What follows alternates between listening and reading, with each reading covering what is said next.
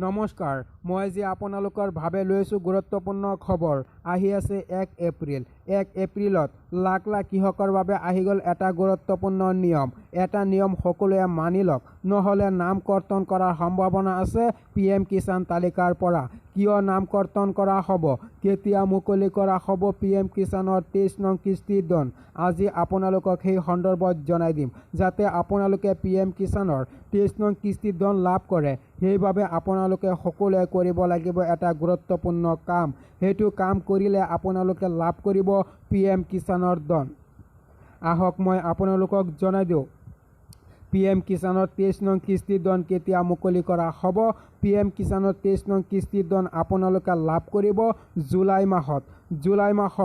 July মাহত আপোনালোকে PM কিষাণৰ 23 নং কিস্তিৰ ধন লাভ কৰাৰ সম্ভাৱনা আছে। লাখ লাখ কৃষকৰ বাবে আজিৰ এই গুৰুত্বপূৰ্ণ খবৰটো লৈ আহিছোঁ। জুলাই মাহত আপোনালোকে PM কিষাণৰ 23 নং কিস্তিৰ ধন লাভ কৰাৰ সম্ভাৱনা আছে। লগতে আপোনালোকে লাভ কৰিব 2000 টকা। 2000 টকা লাভ কৰিবলৈ হ'লে আপোনালোকে আধাৰ কাৰ্ডৰ জৰিয়তে PM কিষাণ KYC আপডেট কৰক, লগতে বেংক একাউণ্ট KYC আপডেট কৰক। লাখ লাখ কৃষকৰ বাবে আজিৰ এই গুৰুত্বপূৰ্ণ খবৰটো লৈ আহিছোঁ।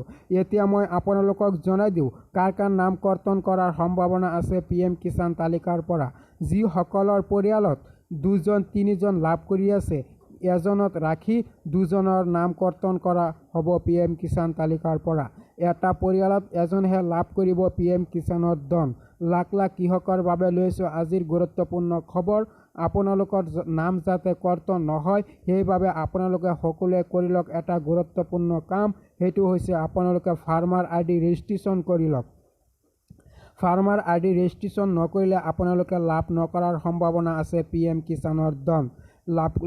যাতে সকলোৱে লাভ কৰে, তেতিয়াহ'লে আপোনালোকে সকলোৱে নিজৰ আধাৰ কাৰ্ডৰ জৰিয়তে, মাটিৰ ডাক নম্বৰৰ জৰিয়তে ফাৰ্মাৰ ID ৰেজিষ্ট্ৰেশ্যন কৰি লওক। কেনেকৈ কৰিব সেই সন্দৰ্ভত মই আপোনালোকৰ আৰু এটা ভিডিঅ'ৰ সৈতে জনাই দিম। আজি ইমানতে ৰাখিছোঁ। ধন্যবাদ।